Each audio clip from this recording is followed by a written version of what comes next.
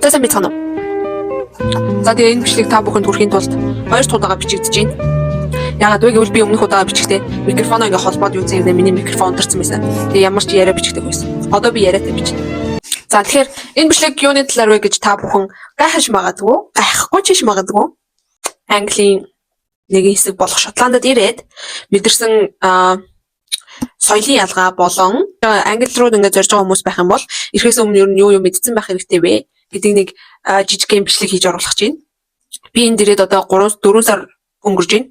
Тэгээд ер нь өөрийнхөө хувьд бол бас хөөрхөн ингээд мэддэг болсон бас ингээд 4 сарын хугацаанд ингээд бас ингээд амьдраад те ер нь ингээд ийм юм байна да гэдэг нэг юм ойлголт авсан байгаа. Яг тэр яг одоо ингээд мэдэрсэн юм аа. Бүр ингээд хуучраад дасаад те энэ юм байдаг юм гэж хуучрахаас нь өмнө мэдэрсэн юмнуудаа яг бичиж гэж бодоод одоо ингээд бичлэг эхлүүлж байна. За тэгвэл шууд одоо бичлэгт орцгоё. За би нэг хит хэдэн юм юунууд бол бичсэн байна л да. За хамгийн ихэнд мэдээж accent. За хүмүүсийн дуудлага нь ямар вэ? За би нэг юм жишээ бичлэг оруулаад үзье. So I love the Glaswegian accent and I was wondering if you could teach me some local phrases. Well, it's very hard to bring them to mind. This is the thing. It's only even your eyes and not going and happy his eyes. You understand? Хүмүүс нь яг ингэж ярьдаг. Accent бол амар зөрүүтэйсэн миний бодож ирснээс миний боддог англи аялгаас яг Glasgow яг одоо миний байгаа газрын аялга байгаа газарт амьдардаг хүмүүсийн аялга бол бүр шал өөр гаргийн team accentтэй. Энэ бол үнэхээр аимшигтай шүү хүмүүсээ. Автобусны буудлын дээр ингээ автобусын цугаал тэндээс яг ингээл яг хамгийн миний анхны хүнтэй харилцаа аахгүй юу яг энд ирээд тэгсэн чинь яг жолооч надтай ингээ юм яриадсэн байхгүй юу. Тэгээ би ингээ юу ч ойлгохгүй. Тэ би ингээ англиэс сурчаад ирлээ гэж яасан чи юу ч ойлгохгүй.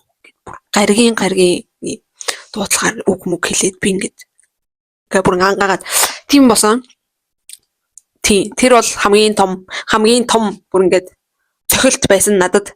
Тэгэл би тэндээс амар юм юу яасан л да амар шантарсан яана. Ийм газар би яаж амьдрах юм бэ? Яаж ойлголцох юм бэ гэж бодсон. Гэтэ одоо ингээд юухад ингээ хүмүүсээ яриад ирэхэд бол бүр хитрхи юм бүр яг юм локал хүмүүс нь биш л бол ер нь арай бас гайгүй. Залуучууд нь арай гайгүй санагдаж эхэлж байгаа. За хоёрдугаар за автобусанд Монголд болохоор одоо нөгөө автобусанд шууд ороод карт мартад очил тэгэл ингээл хойтлын ялгаараа буудаг штэ. Энд болохоор автобуснууд нь нэг л халахтай. Тэнгүүд яг орж ирэхдээ ингээд ингээ картаа уншуулж байгаа юм. За тэгээд орж ирэхдээ болон гарахтаа жолоочтойгоо заавал мэдлдэг. Hello гэж ороод thank you гэж гардаг дандаа баярлалаа гэж хэлдэг. Автобусны жолооч тэр нь амар гоё санагдсан. За тэгээд нэгэнд автобусны талаар ярьсных. Тэгээд автобусаар ингээд зорчихын тулд та мэдээж картаар зорчиж болно. Картаар шууд виза картаар ингээд төлбөрөө төлж болно. Эсвэл 22-оос доош насныхан болохоор Young Scott card гэдэг ийм карттай. So минийх бол энэ байна. Ийм карт. Би энэ зураг оруулж байна. Тэгээд 22-оос доош насныхан бол үнэгүй явдаг. Тэр 8-аар гоё. За тэгээ бас та хэрвээ ингээд энд ирэх юм бол ямар тээврийн хэрэгслүүдээр ашиглаж явж болох вэ гэвэл subway газар доорх subway ашиглаж болно. Автобусаар явж болно. Эсвэл галт тэргээр явж болно. Хот дотроо. Өөр хот дотрооч галт тэргээр явж болно. За тэгээд машины зам дээр болохоор ерөнхийдөө машинууд Монголд бол баруун гартлаа барьж явдаг шүү дээ. Миний ганц мэддэг дүрм тэр л байна. Машинууд ингээд баруун гартлаа барьж явдаг. Энд бол зүүн гартлаа барьж явдаг. Тэр нь айгүй юм сонирм бас. Мэдхэд илүүдэхгүй. Англид ер нь тэгж явдаг юм хэлээ л те.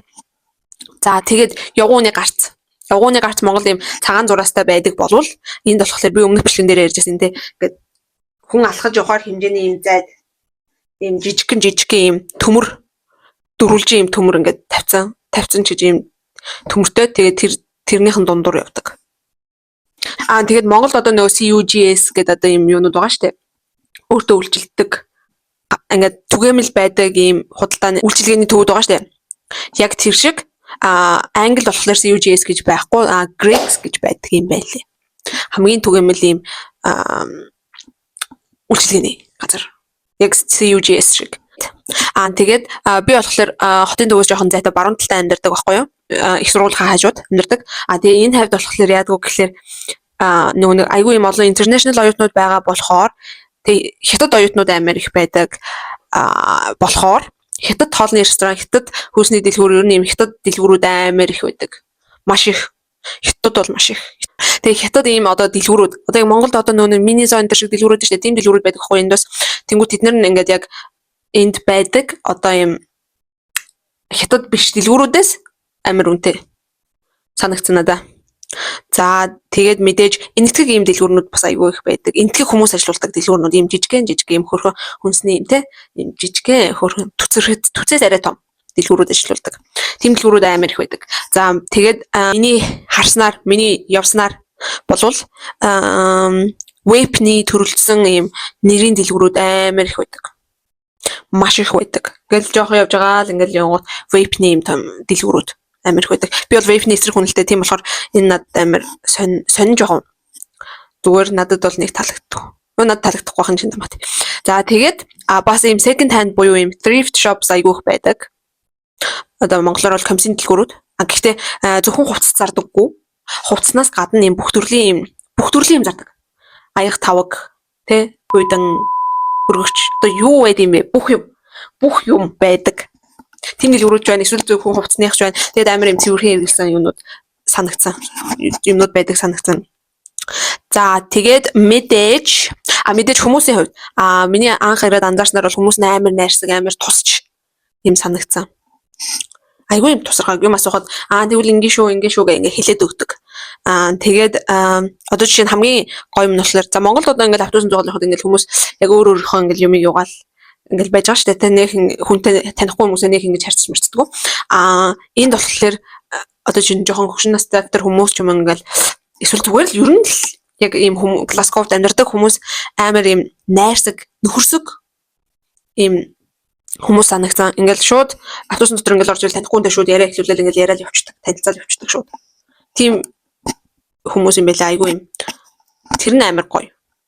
За тэгээд гал гарахаас сэргийлэх юм зүйлүүдийг айгүй хийдэг. Одоо чинь сургууль дээр бол 7 хоног болгон ингээд яг нэг өдөр нэг цагтаа юм галаас хамгаалах юм дадлага хийдэг. Галын тохиолдолд дуурайд тэгээ бүх сургуулиас бүх хүмүүс гардаг. Дотор байранд бол 3 сардаа нэг тэгж хийдэм байх лээ. Тийм галаас хамгаалах, тийм аюул ослоос хамгаалах юм айгүй ийм сайн сэргийлэх ажил айгүй сайн явал. За тэгээд барилга те дэд бүтэц барилганы хувьд гэвэл мэдээж бол гайхалтай амар гоё юм vintage ингээл хараал амар гоё барилгууд нь бол амар гоё. Эртний нэг тийм гоё амар гоёо юутаж амар гоё. Тэгээд энд хүнсээ авах одоо ийм хүнсний том дэлгүүрүүд байгаа шүү дээ те. Би одоо хамгийн том 3-ыг оруулчих заяа. Tesco байна, Lidl байна, Sainsbury байна. Тэгээд өөр бас байгаа. Гэтэ миний мэдгээр хамгийн хүмүүс ордог юм авдаг энэ 3. Үнээр нь жагсаах юм бол Tesco, Sainsbury, тэгээд Lidl. Би дандаа Lidl ордог. Оюутнууд те интернэшнл оюутнууд бол ерөнхийдөө дандаа Lidl ордог. Би нөгөө их сургуулийнхаа дотор байранд амьдардаг болохоор яг энэ хаваар ийм нөгөө хятад ресторан тийм энтэг дэлгүүрүүд айгүйх байгаа. Яг хотын төвөөрөө бол мэдээж дандаа ийм Европ ийм гадаад ийм том брэндүүд байгаа шүү дээ. Тийм брендийн дэлгүүрүүд яг ийм жоохон одоо би ч баруун хэсэгт амьдардаг. Тэгээд их сургуулийн хажуу тэнгуут тэр хаваар битүү оюутнууд амьдарч байгаа. Тийм болохоор ийм хятад ийм юунууд айгүйх байгаа аахгүй юу? Энд нөгөө нэг залгуурны оролтууд нь ийм орол ашигладаг. Ийм. Би нэг Монголоос гарахтаа энэ юу enjoy ийм юу авсан байхгүй юу? Enjoy ийм. Энийг хаанаас авсан бэ гэвэл иймэрхүү одоо ер нь хэрвээ та ямар нэгэн гадаадын улс орнд руу явах шал залгуурных нь оролтыг хараад тэгээд номин дээр зард юм лээ. Номингийн би болохоор чулуун авны салбараас очиж авсан байхгүй юу? Энэ ингээд 12,000 13,000 чулуу ингээд авсан.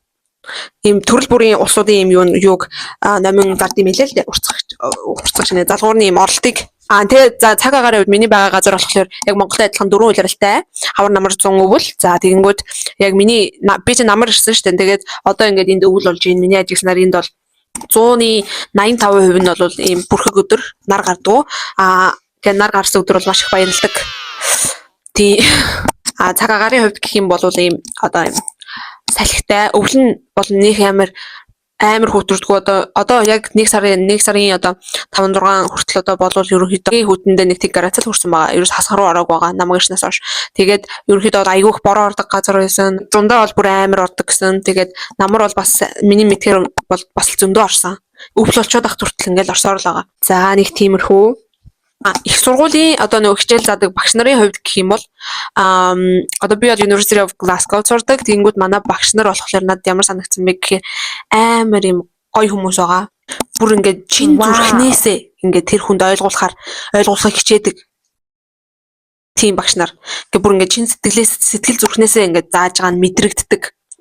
Ингээд за ойлгохгүй юм байна уу асуугаарай. За энэ ямар байна? За миний сая тайлбарсан ямар хуу байна? Ойлгож гин үү? Гэт ингээд байн асуулт биднээс асуудаг. Та яаж ин ойлгож ин зүгээр байна уу? Тэгэл сурагч нь ямар ч тэнийг асуулт асуусан яаж игээд хариулдаг. Айгуугаа ийдгээр ингээд хариулдаг. Ерөөсөө ингэж нөгөө нэг татгалзах ч юм уу те ингэж юм төвшөөхгүйгээр амар юм сэтгэлээсээ хариулдаг. Тэр нь надад амар гоё санагддаг. Энийг ямар ч юм чи ямар тэнийг юм бэ гэж тийм сэтгэл төрүүлэхгүйгээр ингээд амар гоё ингээд тайлбарлаж өгдөг. Тэгэл за одоогор миний мэдэрсэн ийм соёлын ялгаа өөрчлөлтүүд бол энэ байна. Тэгээд бас хэрвээ англи руу явах гэж байгаа зорж байгаа хүмүүс байвал бас мэдээд аваасаа гэсэн үднээс энэ бичлэгээ ингээд хийхээр шийдсэн байгаа. За тэгээд энэ хүртэл үзсэнд баярлалаа. Баяртай.